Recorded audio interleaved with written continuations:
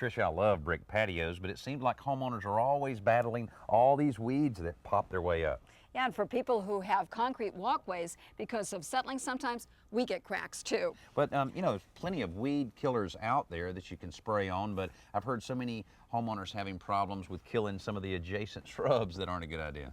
Well, it isn't a good idea, and I've heard some people even use gasoline to try to get rid of the weeds that grow in the cracks. Yeah, that's dangerous, and I've heard that it'll actually stain some of the masonry surfaces. It can stain.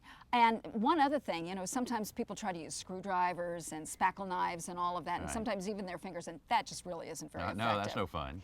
I find that vinegar, common household vinegar, really works. Now, do you add water to it, or? No, this is just regular vinegar, regular white vinegar that you buy in the store, and you don't dilute it. Now, by not diluting it, because of the acidity that's in the vinegar combined with the sun, it burns it eventually. Oh, okay. How many times do you have to apply it to really be effective in killing the weeds? I find that if you leave the vinegar solution on there for about 2 hours, it should actually you should start seeing some wilting. Now, if it rains, you have some downpour, if you're lucky enough, you're going to have to reapply it.